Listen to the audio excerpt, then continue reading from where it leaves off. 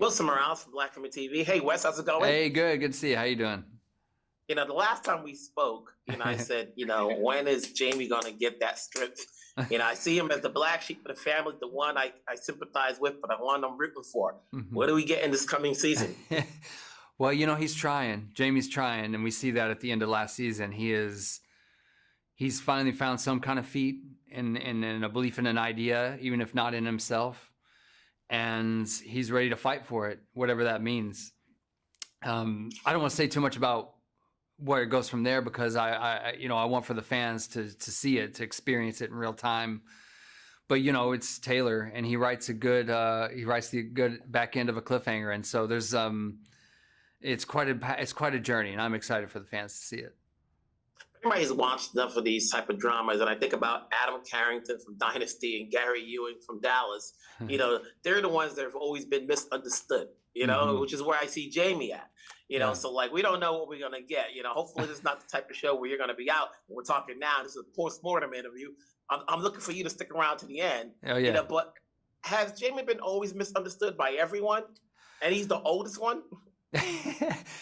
It's a great question that I have a tricky time answering because I'm not a viewer of the show in the same way. I can only tell you from my experience that it feels like he's misunderstood. It feels like he has an understanding of how the world works that would serve everybody, but they don't want to hear it and don't want to have anything to do with it. They'd rather he change it somehow.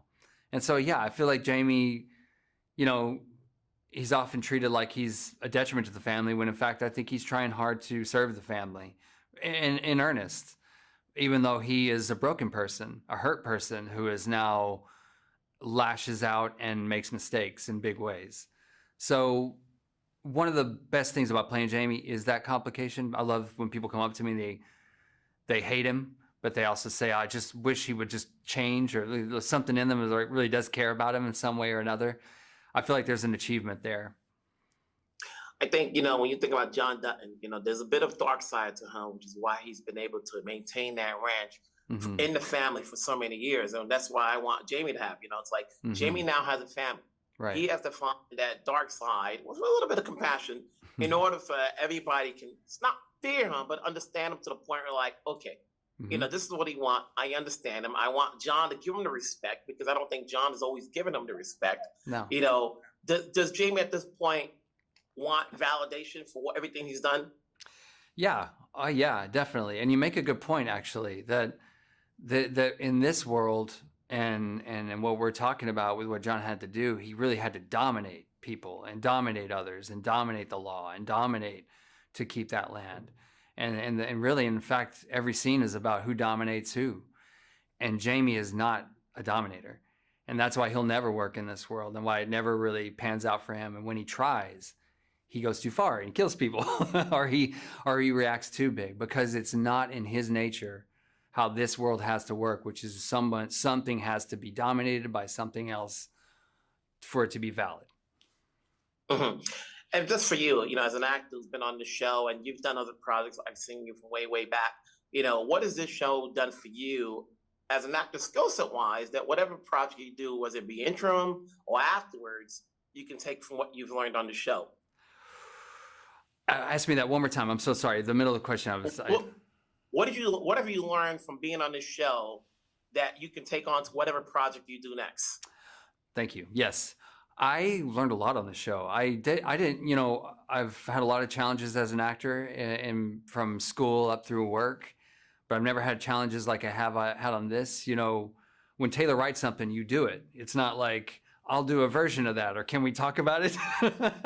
It's like, you do that. And he wrote these intense crying scenes of huge expression in from inside and pain, and it was stuff that I was afraid, I think, to do and didn't know if I could do, especially crying on command. But this challenge opened up a side of me that I didn't know I had as an actor, and an ability to draw from a well that I didn't know was there. So as far as my personal experience as an actor goes, that's something major that I would take from it. The experience of seeing a show explode like this, in a way it did, where it was sort of just focused on one group and then just sort of expanded till almost everyone I know watches it in some way or another. That's just been fascinating. I've never had any experience like that, even though I've been on some really great movies and shows. Congrats on your role. Thank stay you. a Dutton, stay alive. Hopefully you I'll make it try. to the end. I'll talk to the man. Talk to Taylor. Yeah, I'll talk to the man. Hey, Yeah. it's in the contract. I'm not going to go out. Okay. All right. I'll see you later. Thank you so much. Wilson Morales from Black Women TV. Hey, folks, how's it going? Hey, nice to see you. And I look at the two of you guys, I go, this is supposed to be the backbone of the family. At what point do they realize how much power that has? What do we get from Monica and Kayce this season? That's a good point. Luke? Yeah, I think, clearly they don't feel that way. I think, what they kind of want at the end of the day really has nothing to do with this, monstrosity of a piece of land and this big business. And what they really want is simple. They want their little life and their little family. And I think Kayce would like to run some cattle and just keep it simple. But clearly that hasn't been in the cards for them just because of, the family that they happen to be a part of. I think about, like Kelsey, when I think about Monica, it goes, she comes from, she knows what she got into, but yet she tries to steer clear of it. And I think about, in a little bit of a light comparison, Godfather, where, Michael didn't want to do it in the first, but then when he saw his family being attacked, he got no choice but to get in business. And I think about season 4, what happened, and how Kayce stepped up and wanted to protect the family. And now, we're here now, and it seems like, okay, you're settled, but where do we go from here? What's happening? Now, we don't, obviously I haven't seen anything yet to know what's going to happen. But, at what point do this two couple realize, as much as they want to stay simple, it's not that easy, especially when they have that big of a ranch to take care of, and it's up to them. I think you hit it spot on. I think this is Kayce's Michael Corleone season. I mean, it's really it's his moment to shine, and I think he makes Monica proud. Does Monica step up and stay behind him, or does she Well, I can't tell you that much. And they're like, hey, listen, is it up to Kayce to keep the family united? Obviously there's always friction between, Jamie and Beth and Jamie and his dad. Is it up to Kayce to keep, to separate the friction and unite the whole family? I mean, I think that's always, would be his goal. That's who he is, right? He wants the best for everybody. He's a good person. He's got a good heart. Unfortunately, his family aren't sort of as much that way.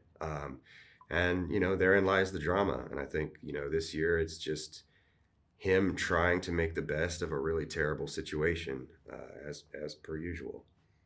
And then there's Tate. Obviously, Tate has grown up on the ranch. He's seen both sides of both of your families, but he's the one, obviously, at the end of the day, that's going to have to be, if the ranch stays in the family, he has to know what it takes to keep this up. Who's best to guide him the right way? Is it Kayce or is it Monica? It's a good question. Well, that's a divisive question. It's Kayce. It's Monica. Yeah. Actually, Sweet Brecken, he's grown up on the show.